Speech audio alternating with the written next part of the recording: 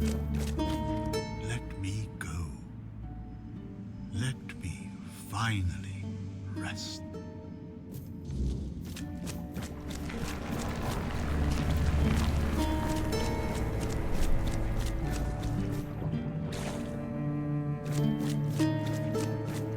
You carried a dying king across the bones of a dying world. Now you stand before what started it all. An idea. I am the reason there must be an ending. I do not guide. I do not judge. I exist so that something can be chosen. I do not offer meaning. I require that one be made.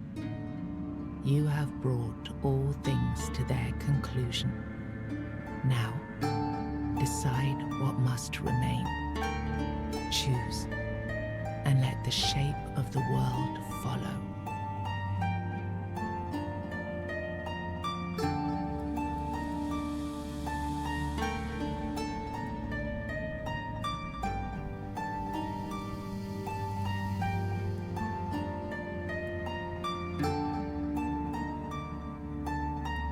You will vanish into the story you chose to restore. You will break the frame, and what follows will not remember you. You will be seen. You will be followed. You will be blamed. You will shape the world to become its witness.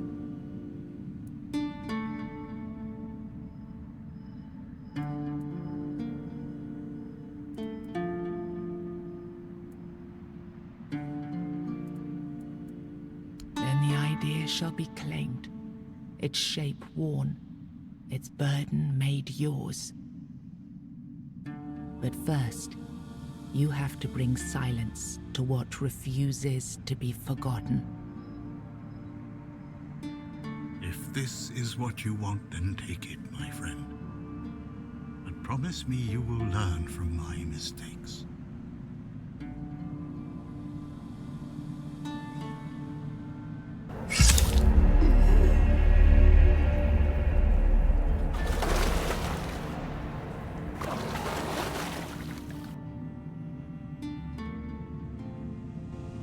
No, I won't let this happen.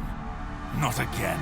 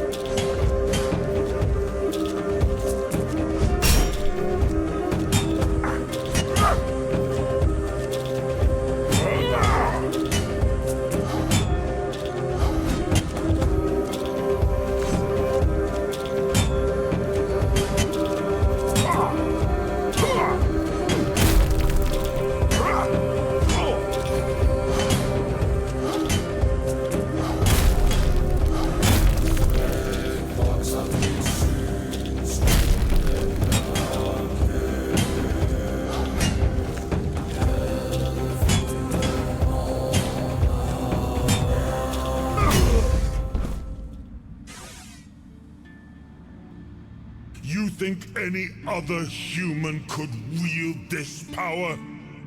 I endured 600 years of pain, of suffering, of loneliness. I made the sacrifices, me! And now you think you can take it from me? The hubris. No.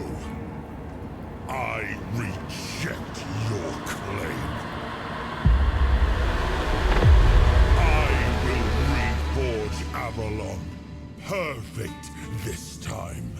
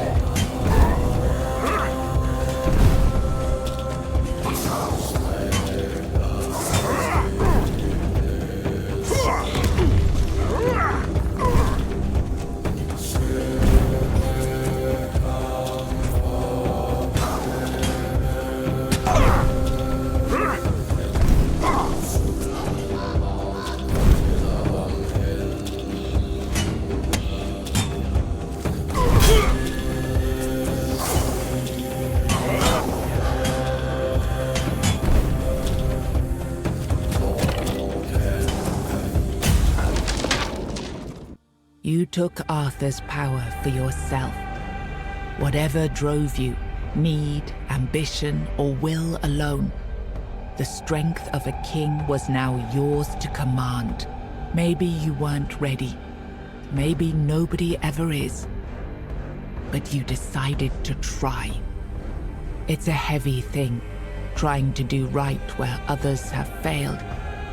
Still, you stepped forward, carrying the soul and every choice that brought you here. You ruled not as Arthur reborn, but as yourself, flawed, resolute, untested. Avalon changed beneath your hand, and history will decide what that truly meant. With One Eye and Captain Brandon working side by side, the South found a peace it hadn't known in years. The roads stayed open, the fields were guarded, and the people finally felt safe. No longer bound to Camelot or the Knights of the Round Table, it became a land ruled by its own people on its own terms. Soon after you made your decision in the Resurrection Chamber, Denham took the men here to Camelot, along with most of Coenac's people. Yvain departed in silence to pursue the Grail and never returned, his absence barely noted as Coenac faded into history. You awakened the giants and gave their strength to Camelot, ending the Dal Rita rebellion before it could ignite. In time, a new generation rose among the tribes, learning to coexist under Camelot's banner, no longer feared as savages, but respected as part of Avalon's future. Fergus was named the new Galahad the Loyal. With One Eye and Brandon unable to rally the Dal Rita of the Forlorn Swords, the South remained divided.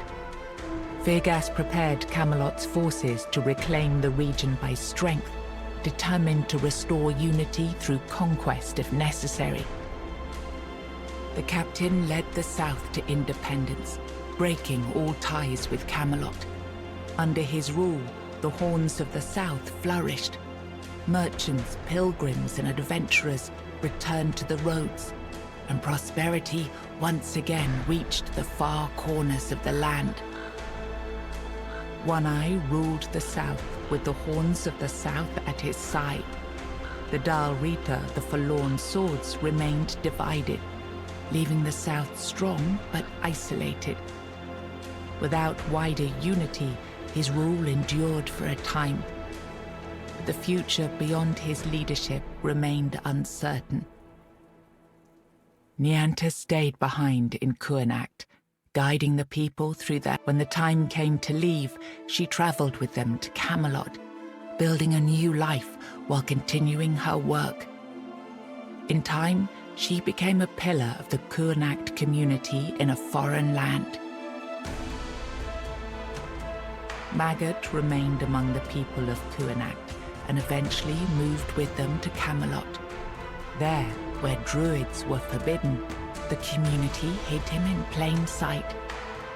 He spent the rest of his life in secrecy, protected by those he had once helped. Eufre left Coenac alongside Yvain, despite concerns about his age. His fate remained unknown, but the people admired him for finding purpose at the end of his life, and spoke of him with lasting respect.